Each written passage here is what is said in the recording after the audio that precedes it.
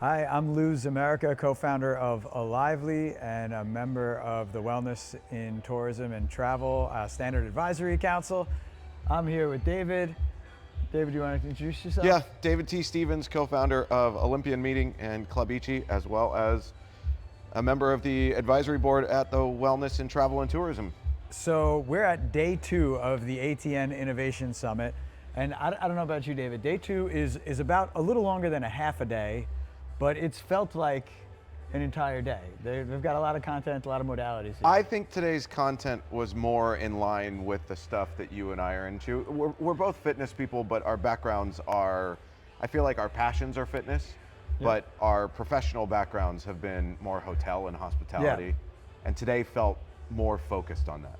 I would agree with you. I also liked a couple of the main stage segments that were a bit more about commercial strategy. So there was talk about, using data, retention, things like that. So I liked the blend today.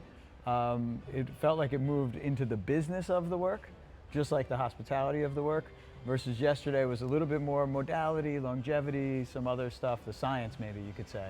Yeah, there was a sleep session today. I don't know. Yeah. Did you get to go to that one? I did go to that. I took a picture of the sleep panel and a couple of things they were saying, because I'm like, look, the hotel industry is going to need to know that they're talking sleep. Why else do you rent a hotel room? Yeah. I mean, maybe to shower. Yeah. But like, you're gonna sleep.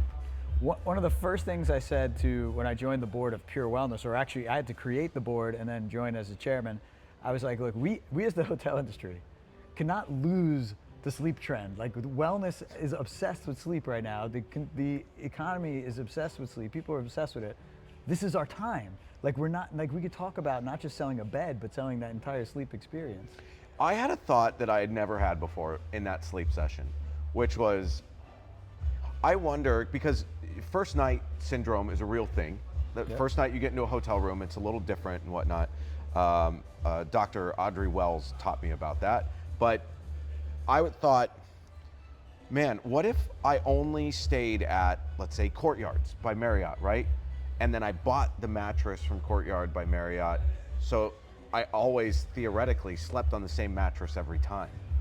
Would that change my sleep hopefully in a good way? Because then I'd sleep better, or I don't know. But it was just this like thought that popped into my head. I was like, I wonder. Obviously Sheraton thought that way. Yeah, right, because they sold their mattresses. Heavenly Bed, yeah. So you know what's crazy? I bought the Heavenly Bed when I was about 20 years old. So in the first instance of them selling Congratulations on doing so well when you were 20. it was a terrible idea. So I couldn't afford to stay in the W's or Westons that had them, but I bought this thing and then promptly realized that, you know what a 20-year-old doesn't need? A really comfortable bed that's hard to get out of, because I worked in the hotel industry then too. So imagine getting up for a 7 a.m. shift in like Queens, New York, in the dark, in the winter, from the Heavenly Bed. It was totally a bad idea. I want to say one of my first big boy spends was on a mattress. Yeah. And I bought a Tempur-Pedic. Yeah, it's and worth it makes me happy to go home. Yeah. Like, you're always kind of happy to go home in general, but like now every time I've been on the road for a few days, I'm really excited to go home again. As the hospitality industry, if you want to think about this sleep thing, just to go deeper into it one more, one of the panelists was the chief digital officer for a mattress firm, right? So they sell mattresses, but they were coupled with Sleep.ai, as well as I think the Therabody team. Yes. And the chief digital officer for mattress firm was speaking so much about data and using sleep data through Sleep AI to understand their customers, to make value. I mean, this was, if you go back 10 years and went to a mattress convention, he would sound like he came from like the Back to the Future car to there, right? Because it sounded insane to think of this just mattress company talking about the value of data and tracking sleep and everything, but it was all about wearables, tracking, and data. So, we as selling hotel room nights every night really should start to think about how we fit into that world of sleep tracking, sleep optimization. Yeah, I think one of the things that some of the brands are doing, but not everyone is doing, and that we're thinking about for events, is offering sleep optimization tips in the sleeping room. Yeah. Right? Like, what they asked him at the end of that panel, what are your go-to sleep hacks? And one of them was darkness, temperature, 64 to 66 degrees, which most of the time you can't even get the thermostat to go that low. Yeah, that's true. I'm trying to, the other one was sleep, like a Therabody sleep mask. But sleep mask helps with the blackout conditions. Yeah. So that was good. Did you go to the GLP-1 session? I was not in the GLP-1 session. I saw that. So that was an interesting one. They were talking about a much more basically how gyms can be more comprehensive when it comes to care. So it was someone from Lifetime Fitness, someone from Anytime Fitness, and a doctor, an MD for telehealth. And what I really liked about that was the doctor was, much like doctors are, not shy about talking about GLP-1s and using them appropriately, and the fact that they will only prescribe them to people that commit to a lifestyle change in conjunction with that, because the idea was when you go on these, you can lose a lot of body mass in the way of muscle. So ensuring people do that, but working with the gyms so that these people are on a comprehensive plan instead of just trying to get the shot and shortcut it. Yeah, that's really interesting. Yeah, and it makes total sense to think about how to holistically use basically almost any prescription medicine, right? Like the idea should be, how do I like change lifestyle enough that I can cycle off whatever it is that I'm using rather than use it for 20 years. Right, and that was actually one of the things the doctor was talking about, was the fact that when these are used correctly, you actually don't have to stay on it because you've changed the core habits that kind of got you to the place that you're trying to get out of to begin with. Yeah, that makes sense, yeah. And then there was also the other doctor that was on earlier this morning. Did you see that one? Which doctor? Witch doctor, sorry. Yeah, not a witch doctor. Yeah. Witch doctor. Yeah. He was, yes. It was Eddie's doctor. Okay, Eddie's who's on doctor. stage, and they were talking about peptides and rhyomycin, I think it's called. No, rapamycin. Rapamycin. Yep. Which he said that the other thing is, he talked a lot about ketones, but they're talking about all these things, and he's like, you got to start it. There's no one size fits all for everyone. Yeah. I heard Peter Attia talk about rapamycin at South by Southwest this year. Okay. And what I really liked about what he said is he gave the whole story about how this guy found it on Easter Island, yeah. And then he brought it to the company he worked for, and they wanted to like do whatever, and so he hid it in his like freezer until his NDA expired and like all this stuff. Anyways, he gets this long thing at the end, and he goes, "But you know what works even better than rapamycin?" And the interview was like, "What?" Exercise. I mean, it's true. I mean, one of the first opening sessions, right, was about movement, and everybody's heard about Make America Great Again, right? And then there was MAHA, Make America Healthy Again. Well, that speaker in particular had been at the same type of meetings where RFK was and Callie Means and everybody, and he realized no one was talking about fitness. So he's created MAMA, Make America Move Again. MAMA is his thing. And I was like, okay. I can't say I made it through that whole session. No, I made it through most of it. I had a panel at 10:10, so I had to go get mic'd up and do some stuff. What was really, to be candid, what was frustrating about that conversation is they're talking about health and movement like it's never existed before. That was interesting to me, that it seemed like they were trying to come from a place of the absence of it. Yeah, well, and you and I are not that far off in age. Yeah. You remember the presidential fitness test? Yeah, of course, yeah. That still is kind of a thing, but yet they've, like, PE has all but gone away in schools. Yeah. And what the irony I'm finding about all of this is RFK is related to JFK. And JFK is the one who started the presidential fitness test. That isn't, I never thought about that. So why aren't we bringing that back? Why aren't we funding PE in schools? There's low-hanging fruit of things that we used to do that, sure, we've lost our way, but I think that narrative of getting back to the things we used to do would really bring people together on the subject a little more than using what can be polarizing of the four-letter acronym that makes people kind of, some people excited and some people wince. Let's get back to the things that we've seen people do that work. Yeah. So, and then there was the panel. Oh yeah. Not a bad panel. I mean, I was sitting right here, right? No, you were on that chair. There were four chairs. That's what it was. I was over here. That panel got, I mean, obviously I'm on it, so I'm a little biased, but I'd love to hear your point of view. But I got great reception. Like I could see people in the audience really interested in how hospitality and tourism intersects with wellness. Folks came up to me afterwards. There's a significant appetite to understand the hospitality and hotel and tourism area by these fitness and wellness business leaders. You know, I always find it inspiring to see the growth happening in wellness tourism. What, you were in the audience, you tell me. So to me, the other people that were on the panel was a travel reporter from Yeah, Natalie, yep, from Washington Post. Washington Post. There was the chairman or chairwoman. Yep, chairwoman of the Global Wellness Institute. And CEO of the Global Wellness Institute, Susie. And then Carol from Arch Amenities. which I don't know what Arch Amenities does. So Arch Amenities actually builds out wellness amenities. So they started as building out fitness centers in apartment complexes. Oh, cool. And then they started building more and more complicated things. So right now they're building like an outdoor bathhouse in Tucson. So they do it for hotels and resorts, Phenomenal. but also kind of mixed use, you know, large residential. Have you heard of Alyeska in Alaska? No, I haven't. So they have this Swedish bathhouse basically on property. It's at the bottom of a ski resort, but I wasn't sure if you heard it. I wonder if they had anything to do with that, because it sounds like something that would be. Yeah, they built out some pretty high-end amenity spaces. Now more and more for hotels and resorts, but traditionally from like, you know, large apartment complexes and managing those. Got it. I think they were started here in New York too. So Carol was on it, Natalie, myself, Susie, and it was, yeah, I mean, to me, like I said, I saw a lot of smiling faces, a lot of nods in the things we were talking about. I think there's a real opportunity, and we've talked about this with the WIT standards, Yep. for fitness and hotels to work closer together, in the sense that, because as you point out during the panel, I review hotel gyms on the regular, Yeah. and a lot of them are crap, Yeah. to be just direct. That was like two of the stories I heard when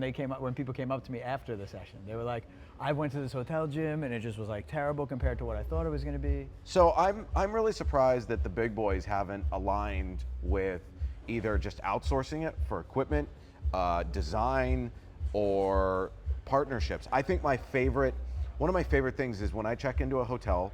That's there's a hotel in Sonoma called the Flamingo. Okay. And I checked in and I said, "Oh, where's your fitness center or your gym?" And they're like, "Well, technically we don't have one." And I was like, "All right." She goes, "But there is the Sonoma Country Club next door, connected to us in the parking lot, and you can use their gym for free." There you go. That was the greatest thing ever. They had dumbbells that went to like 120 pounds. They had full barbells. They had all the equipment. They had a sauna.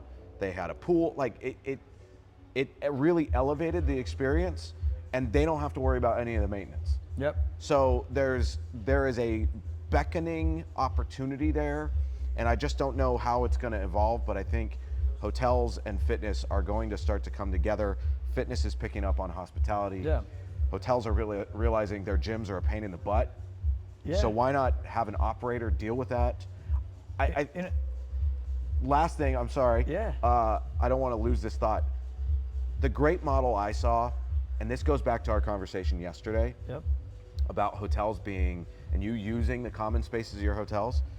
There's no reason when a new hotel is being built, they can't work with a gym to manage that gym, and potentially just let that be a member gym as well. The TWA Hotel, Yeah. here at JFK, full-on 5-star gym. It's busy because they sell memberships to just Yeah. the gym, and there's people at the airport that are members. So like during the day, you can see people, you can see TSA agents, whatnot, coming off shift or going to their shift, show up, get their workout in, go to work.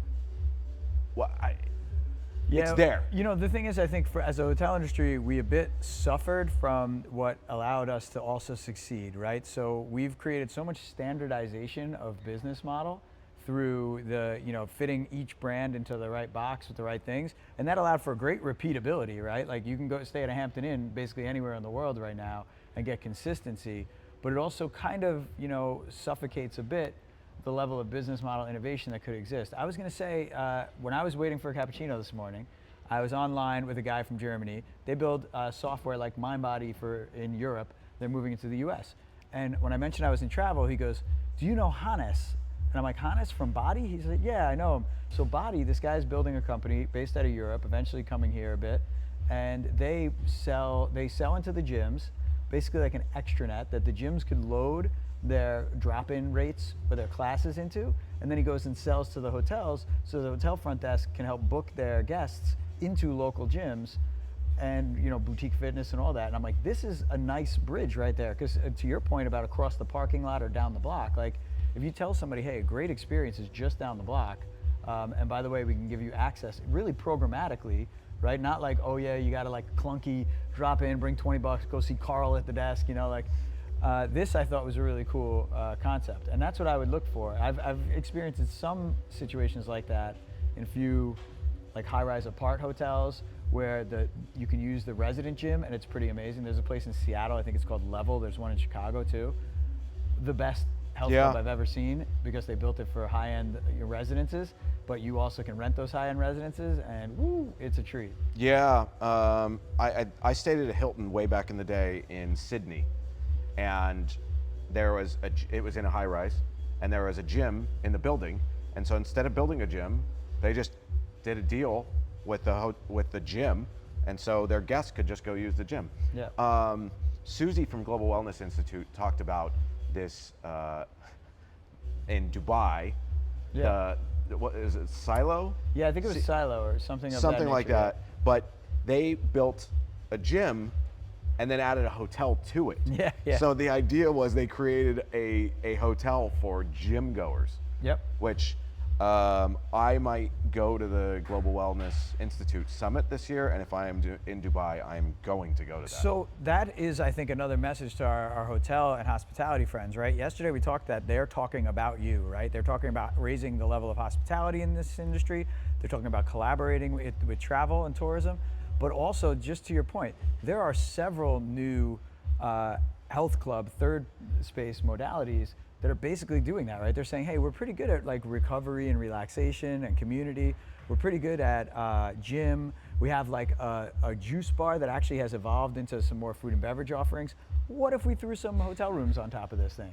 So like that space is coming into what would have been the boutique hotel space, but from the fitness or Equinox gyms, space. Yeah, or Equinox hotels. Yeah, like this isn't the first one. It's not going to be the last. Correct. So and then my friends over at hotelgyms.com, where meatheads can search for their gym first and then pick a hotel. Yeah. Sorry guys, I know you don't care that I call you meatheads. Yeah, but I called it out on the panel, right? Because I understood that frustration from another panelist of finding the equipment they need, or what's the quality of a gym versus those clever, like, hey, I took a picture of my gym and I used the mirror to like make it look like it was a lot of stuff. Hopefully you didn't notice that it's all repeatable. So what's really funny, those guys at hotelgyms.com, they struggle with pictures because of mirrors. Yeah. So they said they've tried to use AI to scrub like pictures for equipment. Yep. Let's figure out how many treadmills there are, and they kind of do like room rate. If it's a 600 room property and there's 3 treadmills, then that goes down the rating. I love this. But the mirrors, because they throw up mirrors everywhere, throw everything off. Yeah. So yeah, we're on to you is the polite way of saying that. I loved it though. I mean, today, like, people eat up the hospitality angle, the tourism angle. We talked a lot about building an ecosystem that works because, I mentioned it, but travel and wellness are both part of this flywheel of the experience economy, right? So the more you want people to experience traveling, attractions, moving their body, events, well, you want the wellness industry to do well with the average everyday consumer, right? Because the healthier people are, the more they spend time moving around the world, experiencing things. Like, this is a very nice flywheel of an industry, and move people to experiences rather than things. So, we got to find this marriage. Well, I think the thing is, it's easy to go off the wagon, right? Like, it's easy to have a refeed day. They're not called cheat days anymore. I don't know if you know that. Yeah, I'm just refueling. Yeah, it's easy to have a refeed day. You can find that stuff anywhere. It's hard to travel and stay on target. Yep. And I think that's, given people's awareness to taking care of themselves nowadays, that's something that the hospitality industry is coming around to, but the fitness industry is coming around to it faster. Yeah. I think I was talking to somebody not too long ago, and we started to stumble on this idea of like, menu planning in the hospitality industry and in the restaurant industry, but especially hospitality where you have meetings and events, like towards people's energy levels, right? To like improve that. So it's not so much just about the macronutrients and the healthiness of that meal, but it's about that meal at that time is gonna leave you with the energy you need versus suck the energy out for digestion or because of your sugar regulation. And I know it sounds like we're going into the weeds here, but it makes a big difference. If you're trying to get, move room rates up, you wanna attract successful people, which tend to be high performers that need to perform in certain situations. So giving them the fueling that they do perform is going to matter. Not only will they seek that out, but when they get it, they're going to recognize it and then seek it out again. If they didn't I hope you don't mind. This is probably going to go on our website because that's exactly what we do, right? That's the point. Is if you give people lasagna at lunch, think about how their attention span is going to be impacted going into the sessions that are after lunch. If, God forbid, you're still doing sit and get style sessions after lunch, right? Like you have to think about that, let alone circadian rhythm and sleep and all those things. It's really exciting to see this level of conversation and so many people here waking up to this concept and going, okay, our time has come, our business needs to evolve with our consumer. Let alone, you talk about increasing rates, people who are health and wellness focused spend more on that. I just talked about the other day how I was at a hotel. It was a gorgeous flagship property. I'm not going to name the name. They had a great gym. Went downstairs. Nothing in their entire the little market, Oh yeah, like the grab and go. Yeah, not a single thing there had protein in it. They had like they had some Kind bars. But that was about it. You they get had 6 grams of protein for like 350 calories. Yeah, like I left the property to go get protein at like a CVS and go get Premier shakes because you can get it, right? Yeah. But what I thought about was that my revenue also left the property with me. Yep. I could have been there spending. I bought David bars when I was here because I forgot to pack them. You know how much I spent each on them? Oh, I don't even want to think about it. $5.50. Yeah, I was gonna say. You can get those things on TikTok for 80 cents. Yep. And I'm spending $5.50 each Yep. on David bars because my hotel didn't have anything. What? You know what? I think that begs making the point to the industry when you talk about grab and go and everything else. If you look at the trends in the supplement categories, like creatine, protein, several other elements are products are like thousands of % growth year over year. So at home, consumers are consuming more of these things, these nutraceuticals and areas like this. Like you need to be thinking about that in your selection, in your grab and goes or in your restaurants. Because I'm telling you at home right now, these are going through the roof, consumption of them. And that's one of the messages I try to convey to meetings and event professionals is that we need to be cognizant of what people are doing on their own so that we can meet them where they are at events. Hydration, I forgot to mention hydration, right? Yeah. So it's great that we have water bottles, reused water bottles. People are supplementing with electrolyte replacement on the daily. Like I'm a competitive runner, you work out all the time. It makes sense that we're doing electrolyte replacement and really focusing on that. But actually, the average person now is spending more and more money on rehydration. So it's not just water, water, water. There's an electrolyte element to it. And so again, if you don't have those sachets of those things at your property, like you're missing out easily. And you can very easily charge $2 a pop, and if you're buying them wholesale, they'll probably... I carry my own water bottle, right? So you're probably not gonna be able to sell me water, but for $2 or $3, you're gonna be able to sell me the hydration to put in it. You know, maybe not me because I'm a nut job carrying around a bunch of Element, but trust me, there's not a lot of people that are. But I think that's the message I want to convey to hoteliers, to people managing food and beverage programs, is that y'all are missing out on the profit margin of us wellness nut jobs. Yeah. Present company included. Yes. But like we will give you the money, just have it. Yeah, and the markup, like in a retail environment, is already big. The markup in a food and beverage type environment is astronomical for putting these things. I will pay $7 for a Fairlife 42 gram protein shake. Yeah. Like, I will. I won't pay 7 for a 26, but Yeah. for a 42, I will. Yeah. So, and it's in your supply chain. It's just a matter of making the selections. They're shelf stable. They last a really long time, which we could get into a whole nother discussion about that. Yeah. But that's not what we're here about. But people will pay a premium to have access to those products.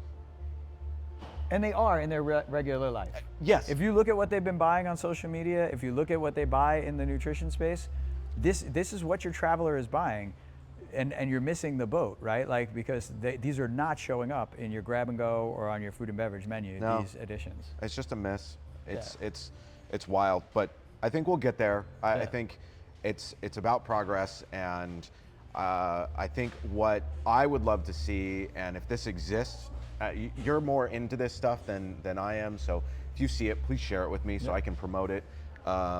But what I'd love to see is if there is a property out there that's selling this kind of stuff and just seeing it take off.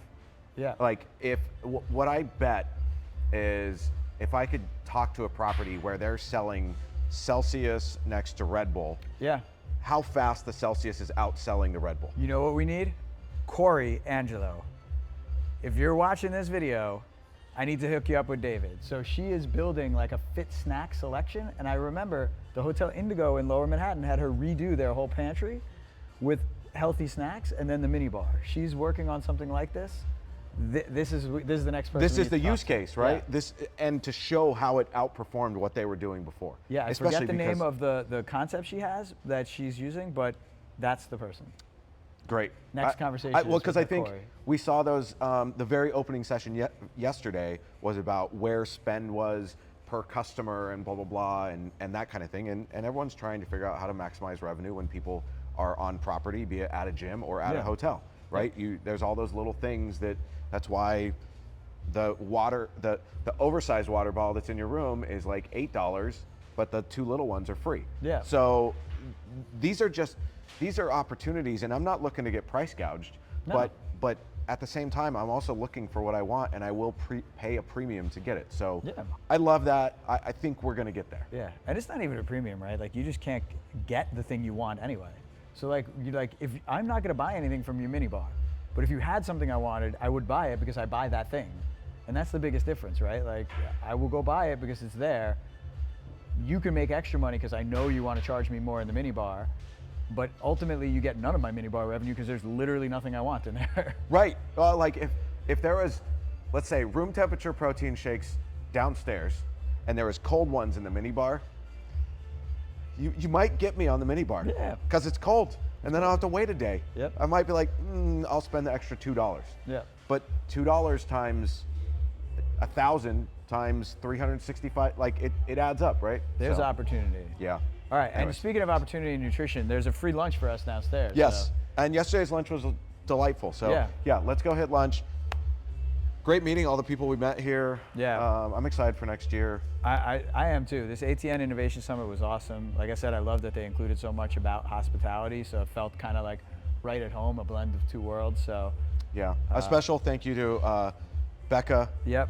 and Eric for having us, as well as our Robin. I'm sorry you weren't able to make it. Yeah, it was fun to represent WIT here, and I think the message went out loud and clear about the value of WIT certification for properties, and there was a lot of interest taken from the room about understanding WIT certification, thinking about how this fitness industry could be present and influence it as well. So. Yeah, anyone I met who I said WIT and I told them what it was, they were like, oh.